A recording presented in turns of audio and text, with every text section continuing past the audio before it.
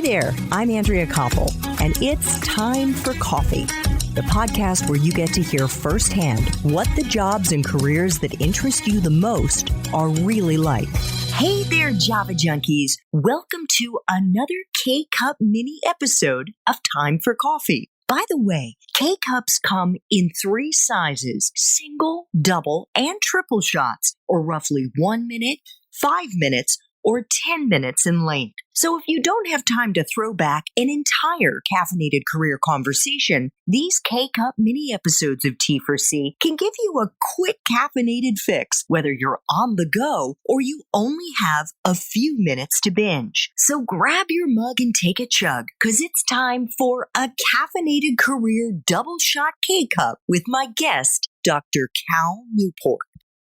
I'd like to kind of set the stage for the Java Junkie community and for those who may not yet be familiar with you and your books and study hacks, and tell them that even though you are yourself a millennial and are a computer science professor, you had very deliberately never owned a social media account.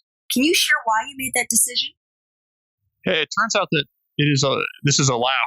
You're allowed not to have a social media account, though I'm one of the few of my age group who never has. The original decision, I don't even remember exactly why I decided back in college when the Facebook.com first showed up on our radar screen not to sign up for it. I think it had something to do with the fact that I had been an entrepreneur, a tech entrepreneur in high school and into my first years of college, and I was a contemporary of Mark Zuckerberg, and so there was probably some sort of latent professional jealousy there. I said, "Well, wait a second, why is his company so much more successful than mine? I don't want to give him the satisfaction," which I'm sure he cares about. So whatever the incidental reason was, I ended up not signing up in those first couple of years when social media was really sweeping through my age demographic. And having that little bit of separation allowed me to sort of see these technologies somewhat more objectively.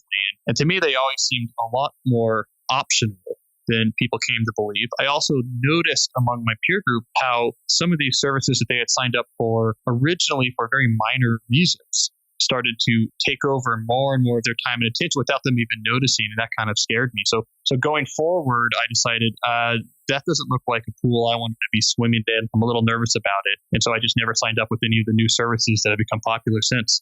And how has it affected your personal and professional life as a result of it? We will get into deep work in a minute, but I'm just saying from a social standpoint, how has that affected your life? It's had no discernible negative impact. I still have friends. I still know what's going on in the world. I still have an audience I love that I've cultivated through a blog, which I own on a server that I own, as opposed to being owned by Facebook in some data center. I still manage to sell books and know what's going on in the world. And so I've seen no negative impact of social media. I think a lot of what happens when people assess the role of social media in their lives is that they point out benefits, which really do exist.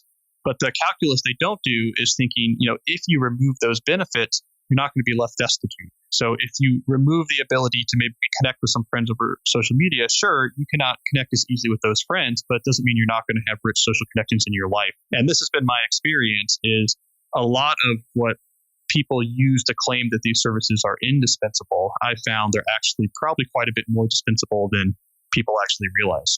Do you have a smartphone or do you use a flip phone? I do have a smartphone, my wife's old iPhone. When we had our first kid, my wife made me switch from a flip phone to a smartphone so that she could send me photos and the text messaging would work better. So I've been a proudly reluctant owner of a smartphone for a little while now. But I'll tell you what, when you don't have social media apps or other applications that come from companies that make a profit off of commandeering your attention, you don't end up looking at these things as much as most people do. So it probably has a lesser impact on my time and attention than these devices do for a lot of people. Which gets us into your 2016 book, Deep Work, which argues, and please correct me if I mess this up, but that as we get more distracted due to the technologies in our lives, if Java Junkies can successfully unplug from all their devices, they will become more productive on the job and therefore and in their schoolwork, and therefore become a more desirable employee. Did I get that right? Yeah, that's exactly right. I call this the deep work hypothesis. And the claim is, as our knowledge economy gets increasingly demanding and complex, the ability to focus intensely without distractions is becoming more and more valuable.